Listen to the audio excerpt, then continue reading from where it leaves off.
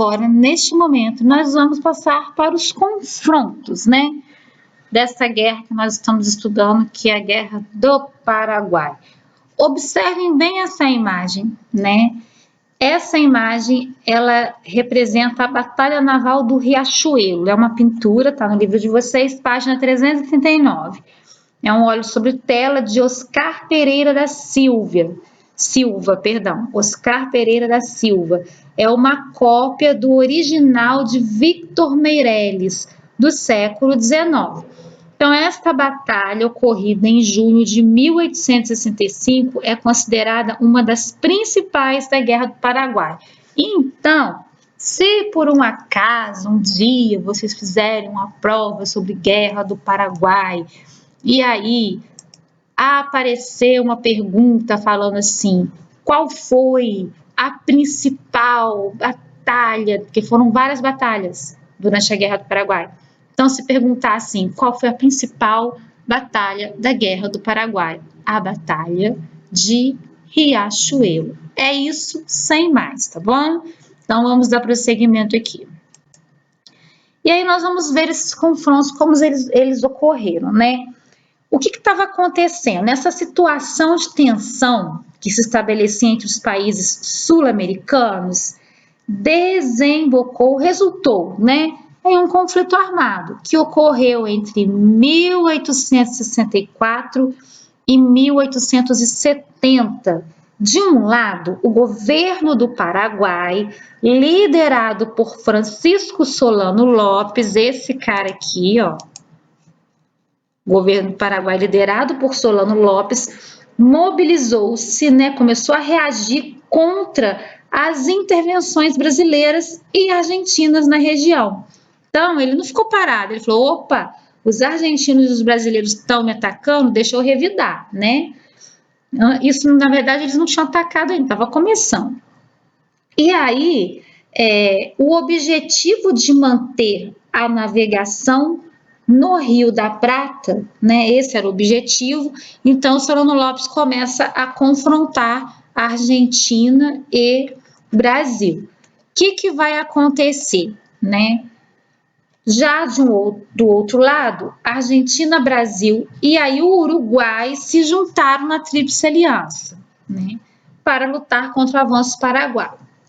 O conflito teve início quando o Paraguai apreendeu, né, tomou posse de um navio brasileiro em novembro de 1864, né?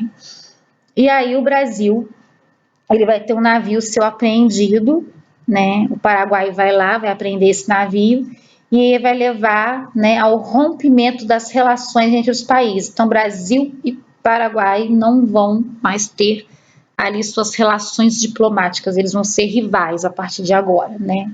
Ninguém mandou pegar o barquinho do outro, né? E aí, o que vai acontecer nesse período, né? Esse fato levou ao rompimento das relações entre os países e promoveu a mobilização de outras tropas, né? Então, a partir de então, muitas batalhas foram travadas. Então, outras batalhas, além da Batalha do Riachuelo, foi travada durante esse período da Guerra do Paraguai, né? A princípio, o Paraguai se destacou, principalmente por causa do bom preparo do seu exército. Então, nós temos que entender isso aqui agora. Vamos focar nisso, que eu vou explicar uma coisa para vocês. O exército paraguaio, ele tinha muito mais vantagem, ele era muito mais bem preparado, entendeu? Do que o exército brasileiro e os demais, que estavam ali junto com o Brasil, né? Na verdade, o Brasil, ele entra nessa guerra, só que o exército brasileiro vai tomar muito chumbo durante as batalhas, ele vai, assim, os homens, né? Todos os homens que foram para essa batalha, vai chegar num determinado momento da Guerra do Paraguai que nós não vamos ter mais soldados brasileiros, vamos estar mortos. E aí, numa das batalhas, o Brasil começa a mandar crianças de 12 anos para a Guerra do Paraguai, isso mesmo. Pequenas crianças, pré-adolescentes, adolescentes, juvenis, vão lutar na Guerra do Paraguai. Então, Pensa, brasileiros infantis, crianças, na época quando existia Estatuto da Criança e do Adolescente, menino, meu filho, você manda para a Guerra do Paraguai. Então, se vocês estivessem vivendo nessa época aqui, 8º ano, os meninos dessa sala, provavelmente, em determinado momento, seriam convocados e teriam que ir lutar na Guerra do Paraguai. Isso é um fato. Então, a Guerra do Paraguai é tida como um dos conflitos mais sangrentos que ocorreu na história, né, da humanidade, e muito injusto, porque crianças lutaram, né? Para quê? Tudo pelo poder. Tudo culpa da ganância humana ali não podia fazer um acordo e dividir ali, né? Não, hoje vai, né, a galera do Uruguai vai levar os seus produtos aqui pela bacia do Rio da Prata, amanhã o Brasil faz isso, na semana seguinte nós vamos dar a vez para os paraguaios, para quê? Todo mundo queria a região ali, né, da bacia do Rio da Prata, porque tinha o quê? Saída para o Oceano Atlântico. Sacaram? Então, saída para o mar, exportação, países, Europa, dinheiro entrando. Nós estamos vendo aí o Brasil e os demais países sul-americanos começando a montar a sua economia, né, como países independentes. E aí o Brasil já era independente, mas era uma monarquia imperial, um império, né, como nós preferimos chamar. Vamos prosseguir aqui nas imagens, né? Contudo, como recebia, né, auxílio financeiro dos ingleses, a Tríplice Aliança foi conseguindo vencer cada vez mais batalhas. Então, o Paraguai estava lá ganhando, né, porque o exército era mais forte, só que o Brasil, né, tinha ajuda dos ingleses. Olha a Inglaterra se metendo de novo. A Inglaterra não vem a passeio a lugar nenhum, em batalha nenhuma, né? Então, a Inglaterra ela não entra na Guerra do Paraguai. Ela auxilia financeiramente a Tríplice Aliança. E quem que era a Tríplice Aliança? Vamos ver aqui, né? Brasil, Argentina e Uruguai. Isso aqui não é um placar de jogo, é uma aula de história, tá? Eles vão se juntar, né, formando a Tríplice Aliança. 3 países formando uma aliança para lutar contra o Paraguai, que tinha um exército bem forte. Levando em consideração que essa Tríplice Aliança tinha a ajuda de quem? Da querida Inglaterra. E aí agora nós vamos prosseguir aqui, né? Com essa ajuda aí dos ingleses da Tríplice Aliança, foi conseguindo cada vez, né, vencer cada vez mais batalhas. Aí, em março de 1870, o presidente do Paraguai, Solano Lopes, foi capturado e executado. Mataram Solano Lopes. E o exército paraguaio acabou derrotado. A guerra foi bastante prejudicial ao Paraguai. Então, o Paraguai se prejudicou muito nessa guerra, que perdeu parte de seu território, vamos ver aqui, né?